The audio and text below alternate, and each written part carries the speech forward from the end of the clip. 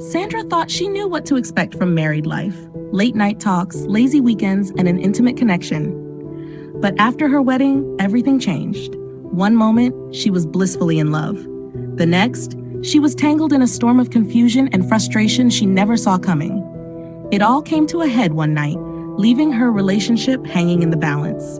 What happened next would change everything she thought she knew about love, connection, and what it really means to be intimate. This is Sandra's story. Sandra never imagined married life would feel so exhausting. Not in the way her friends had warned her about merging lives, splitting chores, or dealing with in-laws.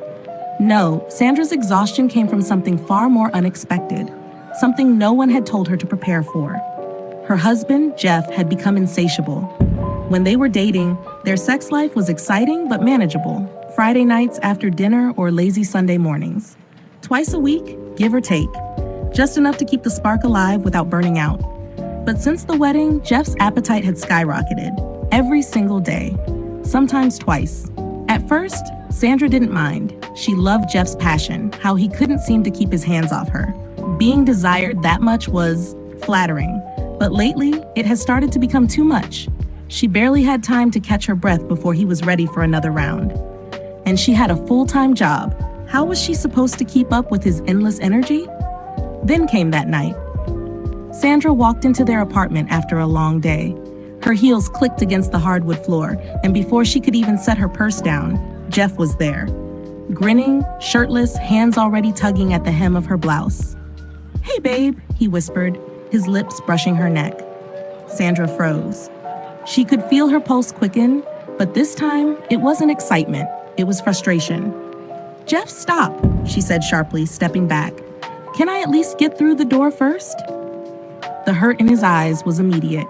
He opened his mouth to say something, but Sandra was already walking past him. That night was the first time since their wedding that she refused to sleep with him, and that decision changed everything.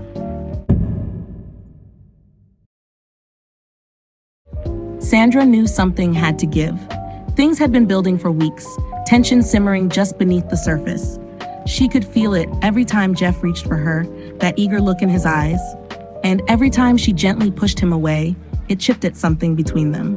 But that night, it all exploded. She had barely reached the front door, still juggling her keys and work bag, when Jeff appeared out of nowhere. His hands were on her before she could speak, tugging at her jacket, lips pressing against her neck. "Jeff, not now," Sandra said, breathless, trying to wriggle free. He didn't stop, not in a forceful way, but in that determined, affectionate way Jeff always had, like he was convinced she needed a little convincing. Usually, she might have laughed it off, but not today. She pulled back, holding up a hand between them. "Seriously, can I have 5 minutes to breathe?" Jeff blinked, confused. "I missed you." "You always miss me," Sandra snapped, surprising even herself with her sharp voice. "Jeff, we're not teenagers. I can't do this all the time." Her words were sharp and heavy. Jeff stepped back, hurt flickering across his face. "I didn't realize being with me was such a burden." Sandra's stomach twisted with guilt, but her frustration wouldn't let her back down. "It's not that. I need space sometimes, okay?" Jeff nodded, lips pressed into a thin line. "Got it." He turned and entered the bedroom, closing the door behind him without another word. For the first time since they married, Sandra felt something she hadn't expected in her home: distance, and it terrified her. Sandra sat on the couch, staring at the closed bedroom door, her thoughts spinning in a dozen directions. Had she overreacted? Maybe. But was it really fair for Jeff to expect her to always be in the mood? She wasn't some romance novel character who could immediately drop everything and melt into his arms. Her phone buzzed with a group chat notification, but she ignored it. Instead, she grabbed her laptop and started searching for answers. Surely, she couldn't be the only newlywed dealing with this. She typed into the search bar, "Why does my husband want sex all the time?" The results showed. Article after article explained how, for many men, physical intimacy wasn't just about desire. It was about connection, love, and even security. It wasn't just about satisfying a physical need, but how they felt close and bonded to their partner. Sandra leaned back, her mind racing. Could that really be what was happening with Jeff? He wasn't just trying to satisfy some primal urge. He was trying to connect with her. To him, every kiss, every touch, every time they made love was his way of saying, I love you, I need you, I want us to stay close. Her heart sank. How had she not seen it before? But still, every day, that felt like a lot.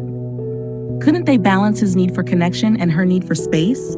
Sandra glanced at the bedroom door again.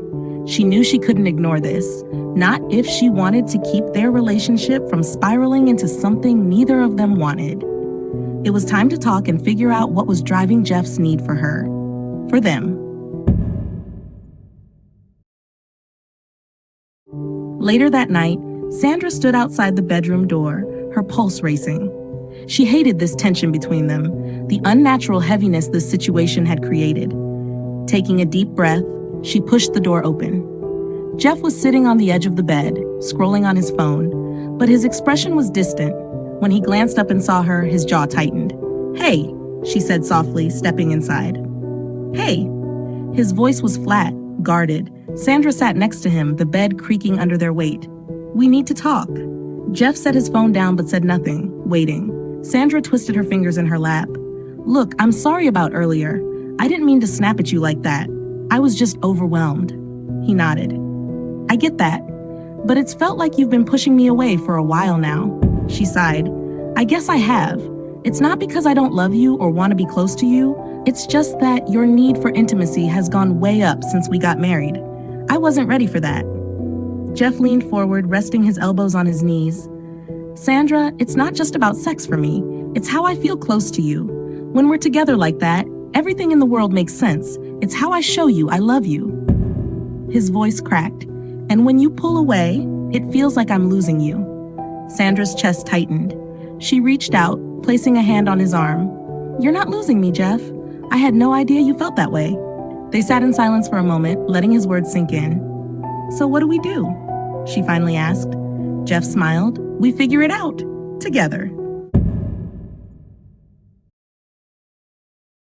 The following day, Sandra woke up determined to make things right. Last night's conversation had opened her eyes. Jeff wasn't trying to overwhelm her. He was trying to stay connected. But now, they needed a plan. Sipping her coffee at the kitchen table, she started brainstorming ways to meet in the middle.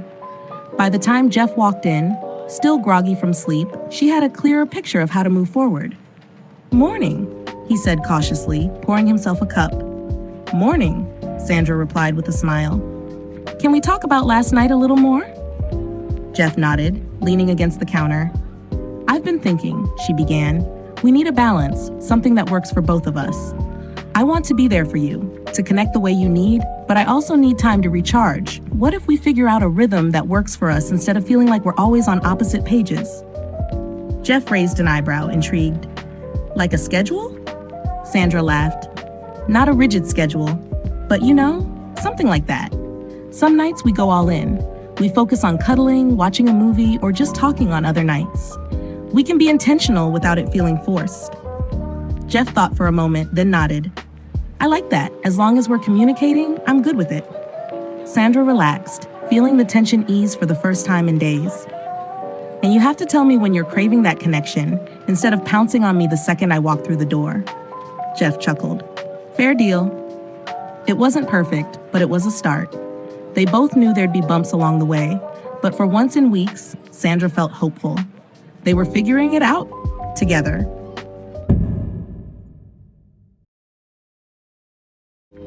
The days that followed felt different, lighter, and more intentional. It wasn't an overnight fix, but Sandra and Jeff gradually found their rhythm.